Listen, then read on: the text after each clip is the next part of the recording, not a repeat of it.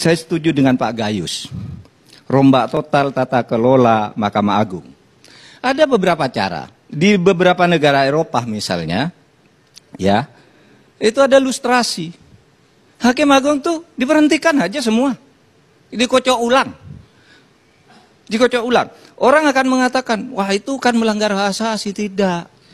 Ada dalil yang lebih tinggi di atas konstitusi, namanya salus populi suprema lex.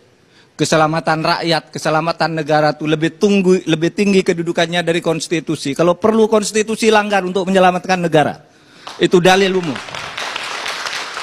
Tetapi secara umum, kita dapat mengatakan reformasi yang paling gagal di bidang penegakan hukum sekarang ini.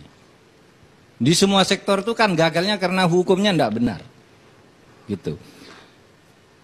Reformasi di Mahkamah Agung misalnya, kita mulai dari awal. Dulu dimulai dari ide penyatu atapan. Apa tuh penyatu atapan? Semua hakim berlindung, diletakkan di Mahkamah Agung berdasar Undang-Undang Nomor 35 tahun 99. Hakim tarik.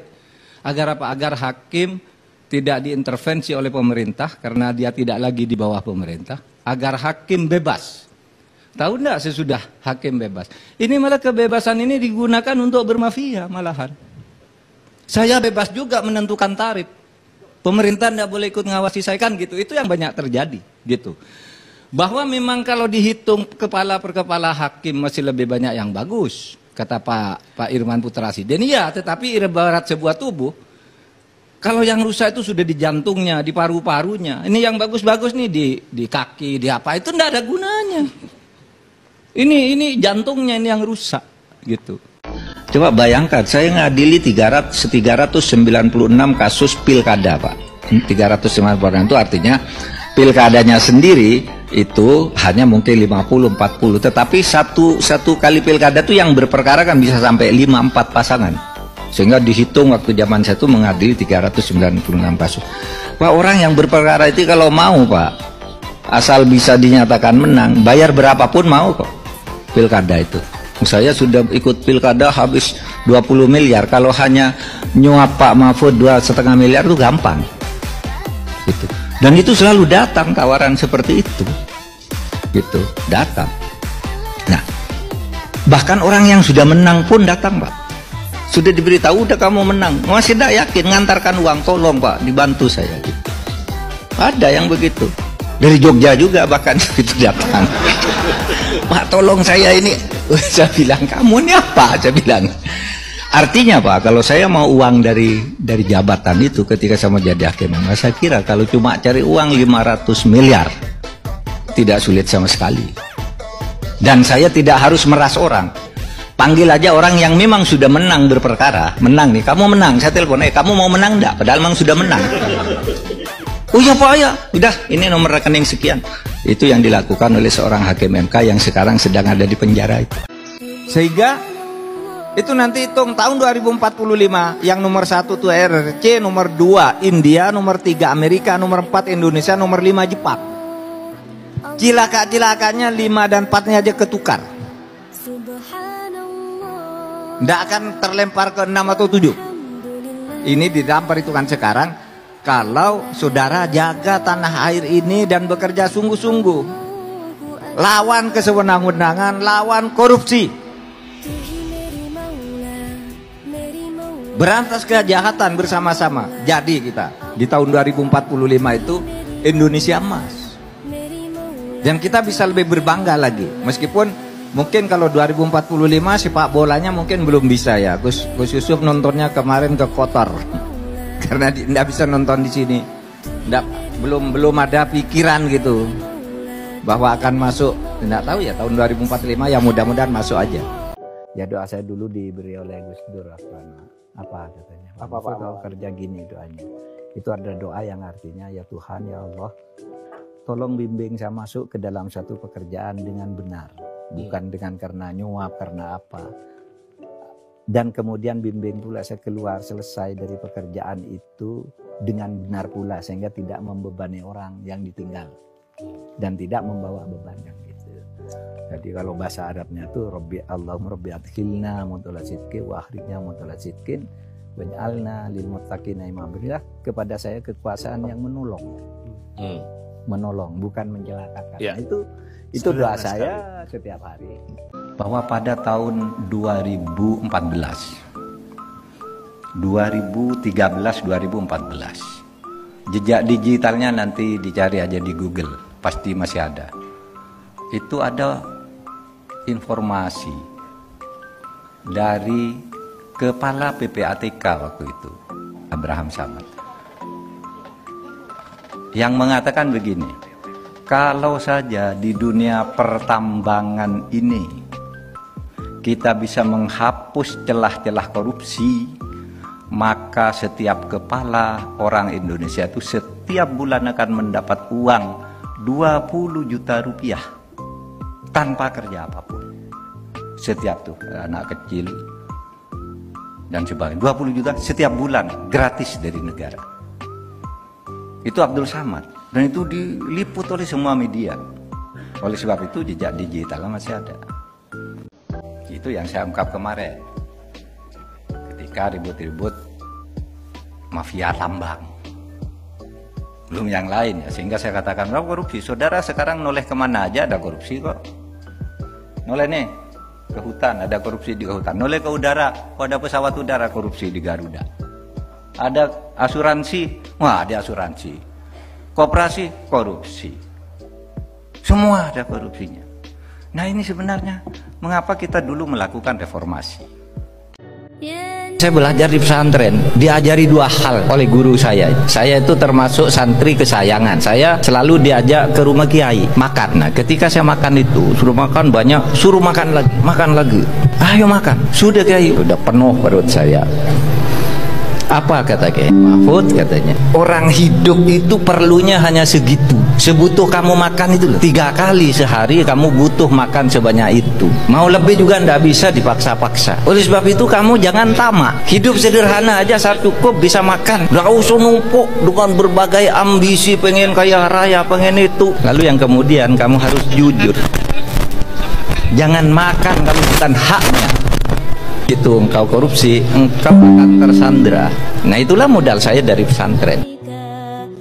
Ada juga yang sekarang itu masyarakat tuh memesan perkara, ngijon, perkaranya belum ada sudah dipesan. Misalnya ya Pak Gayus punya kasus, belum disiden, sudah ada yang datang ke pengadilan, nanti hakimnya ini ya, gitu udah.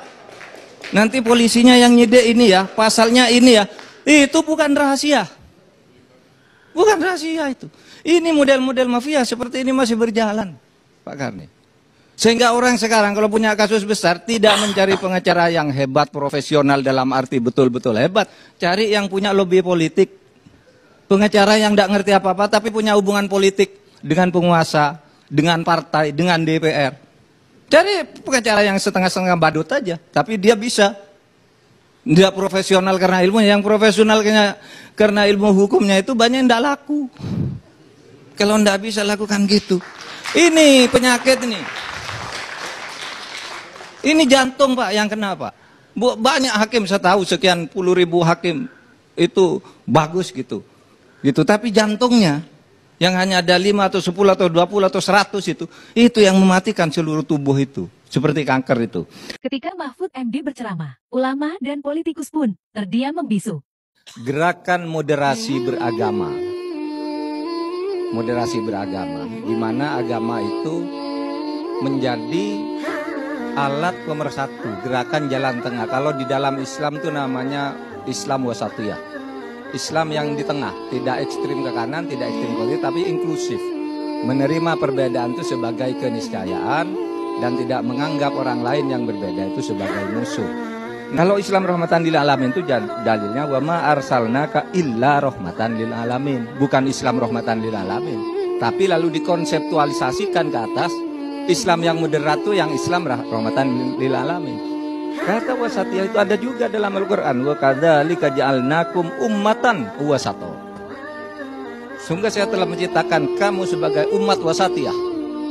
Umat jalan tengah, tidak ada kata ja'alnakum Islam wasatiyah, hendak ummatan wasata. Karena Islam kafah. Udkhulu fis-silmi kafah, tidak ada saya mencatat orang Islam kafah, tapi dikonsepkan sebagai istilah di dalam keilmuan itu biasa, diabstraksi ke atas, diberi nama ini sebagai konsep. Nah, kedepannya menurut saya moderasi beragama itu menjadi sangat penting. Moderasi beragama, apa? Karena berangkat dari keyakinan bahwa perbedaan itu adalah keniscayaan, perbedaan itu adalah sunnatullah, perbedaan itu adalah fitrah. Gitu aja ke depannya. Bahwa tidak mungkin kita itu sama.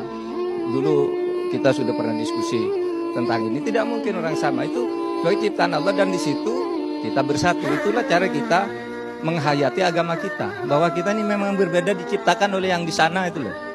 Karena yang di sana menghendaki kita berbeda, ya mari kita bekerja sama sesuai dengan kehendaknya.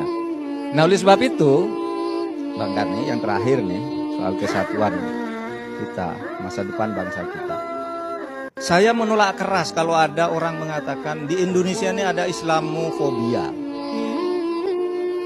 di mana orang Islam itu didiskreditkan. Tidak ada Islamofobia. Kalau Islamofobia di dalam ilmu itu dikatakan, Islamofobia adalah satu konsep yang mengatakan bahwa pemerintah takut dan benci terhadap umat Islam. Umat Islam itu takut dan malu disebut umat Islam. Sehingga tidak benar, wow, kalau Islam selalu didiskreditkan. Di mana?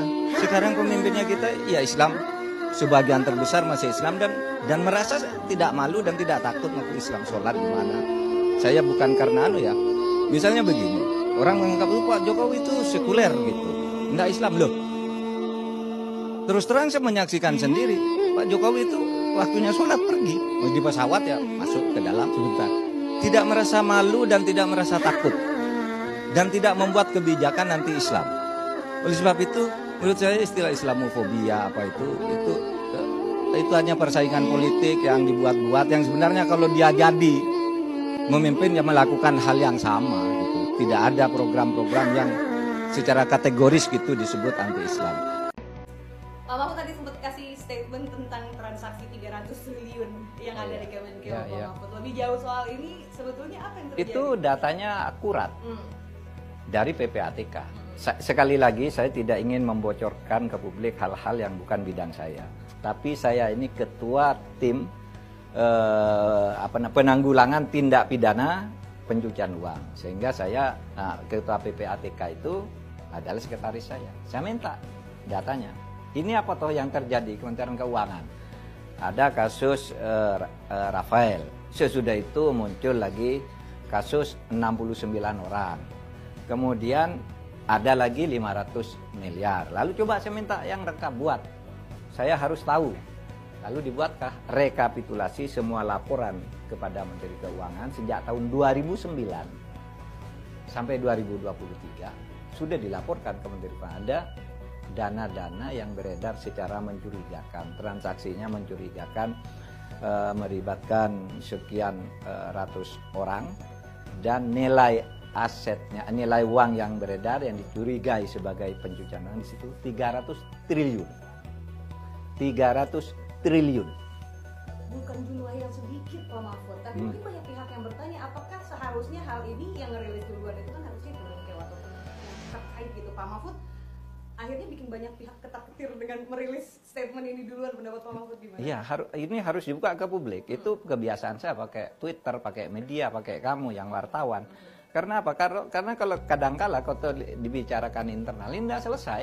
Inilah itulah. Kalau begini kan semua bergerak untuk menyatakan posisi dirinya, apa yang sudah dilakukan dan harus diapakan. Termasuk kalau saya urusan polisi, lah urusan kejaksaan, urusan Pemda apa.